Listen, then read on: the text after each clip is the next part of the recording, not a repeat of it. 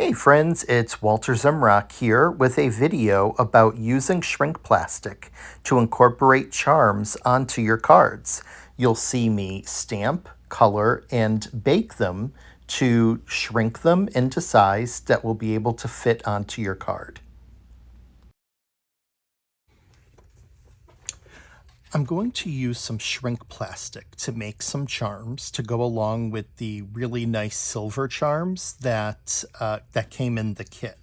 So if you've never used shrink plastic, it's like when I was a kid, I'm sure probably when you were younger, there were these kits called Shrinky Dinks where you'd color in some images on a material, this shrink plastic.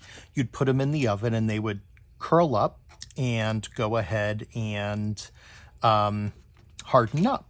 And so I did a few test ones and using stamps from the kit, I thought that the pumpkin would be a nice addition since the pumpkin turns into the coach, this beautiful pillow that the shoe, rests on, nice crown. So I stamped those images onto that, colored them with colored pencils, and then went ahead and put them in the oven.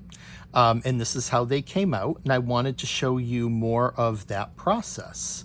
So I'm going to put those to the side. When using the shrink plastic, stamp and color on the matte side, the dull side, not on the glossy side. It will show through. And when you go to put these in the oven, you're going to put them down on the glossy side as well. I was reading that putting them on the glossy side, they curl up. And if you watch them in the oven, you'll see that they curl up. But if they're glossy side down, they will uncurl themselves and become more flat. This isn't exactly flat, but it's pretty close. So I'm going to go ahead and stamp out these same images.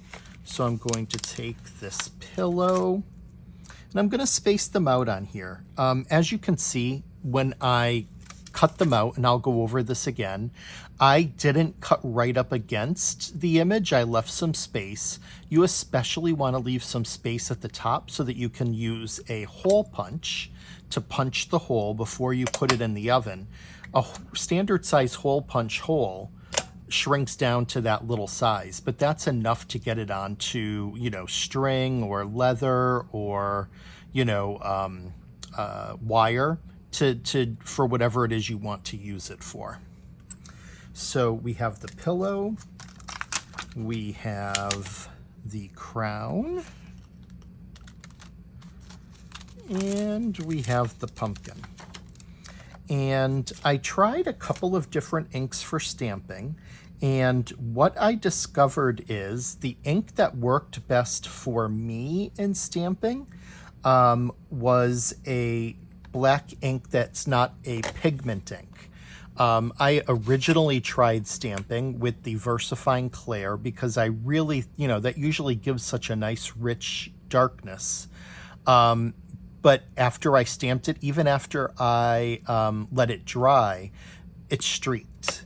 What I found is that any alcohol marker friendly ink, such as I really like the Lawn Fawn Jet Black, it worked perfect. So go ahead and get your stamps on there.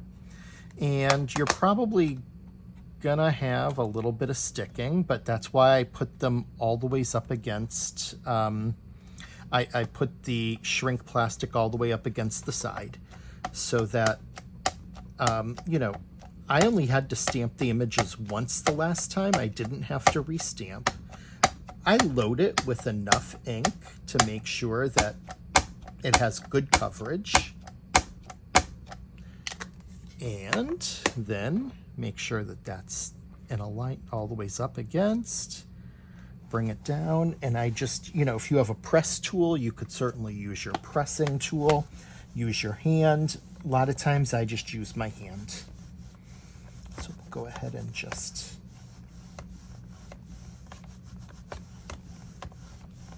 really press to let that ink get on there. And fingers crossed,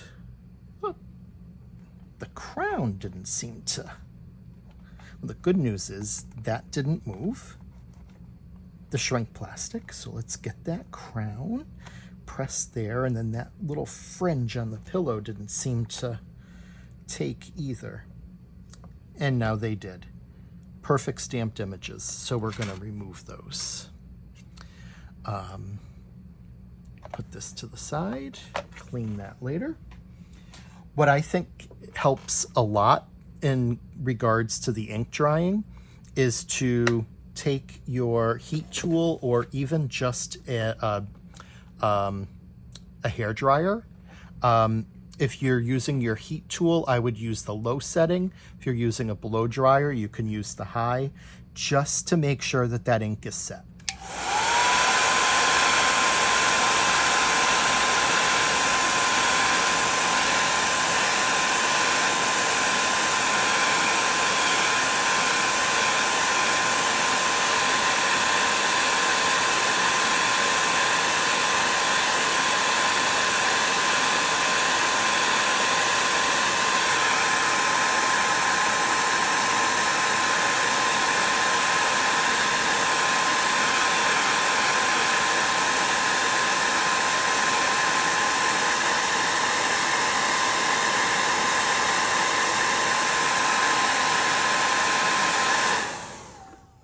There we go.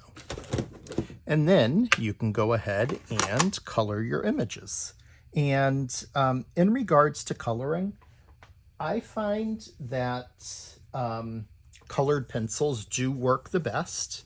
If you buy like a shrink plastic kit, it does usually come with colored pencils. They're okay. They're not great. I really love the Altenew woodless colored pencils and would highly recommend. That is what I used for coloring these first ones, and you can just see how rich that color is. I mean, especially on the pumpkin. I am really happy with how that pumpkin turned out. So I'm going to be using these. I like them a lot. I think that they're a very quality product, and I've never had any issues with these pencils. So I'm just going to open them up, and I will move these out of the way so that you can see some of my coloring. I'm not going to record all of it, just simply because that would take quite a long time, but just to give you a sense. And you just want to get a nice amount of color on there.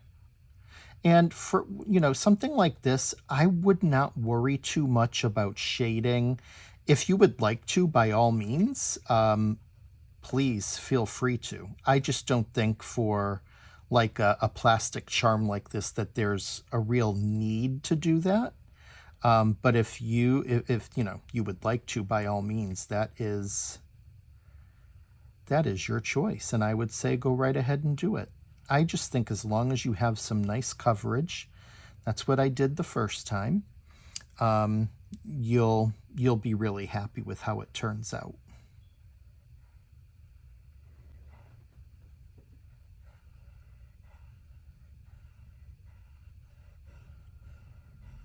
And as you can see, when these go over that black ink, it's not smearing. It's nice and set. So I think that step of adding some hot air to go ahead and set that ink is really helpful to getting a good image.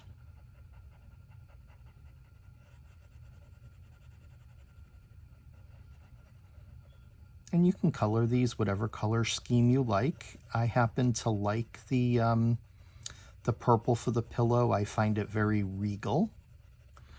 And to go with that purple, I'm going to use a very bright yellow, which when it dries kind of turns and looks like, a little bit more like gold, so that it's kind of a gold trim and tassel on this pillow.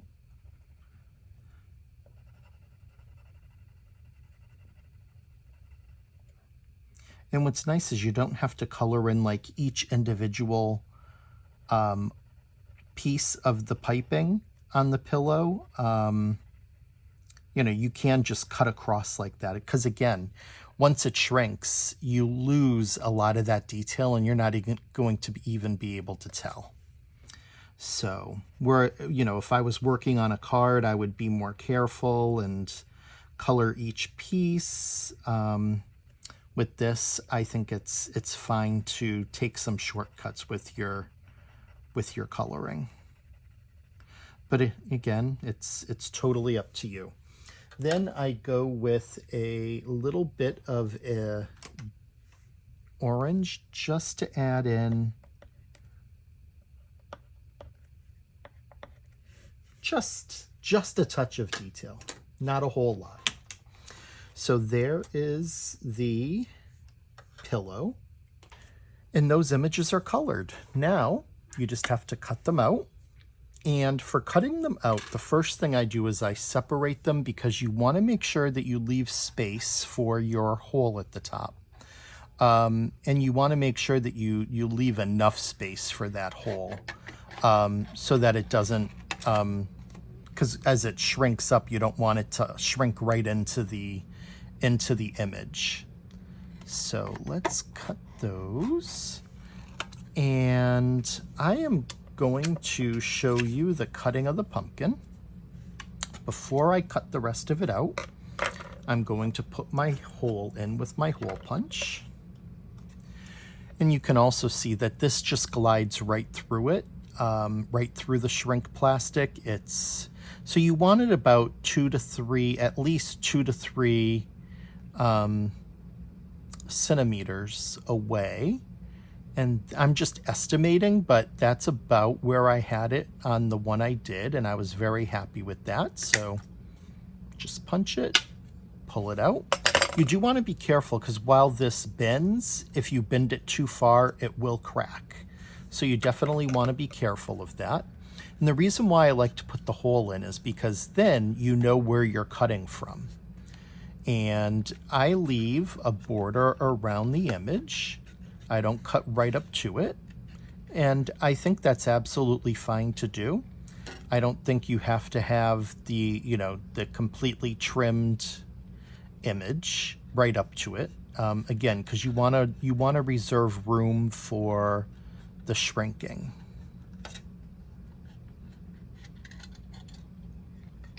There.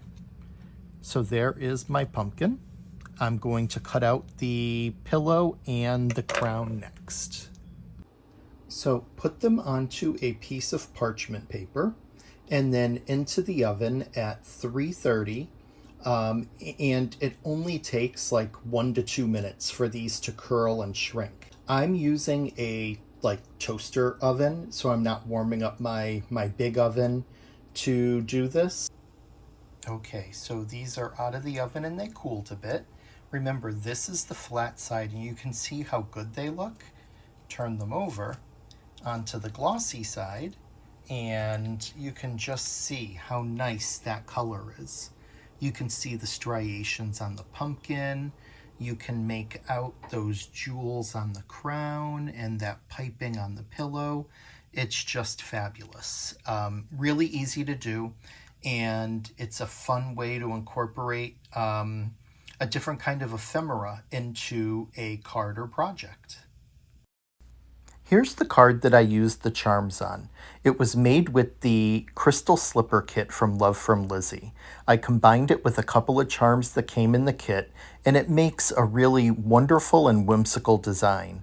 What child, or really what adult for that matter, wouldn't enjoy receiving a card like this? I hope that you were inspired by this technique and that you'll try it in one of your designs. Thanks for watching.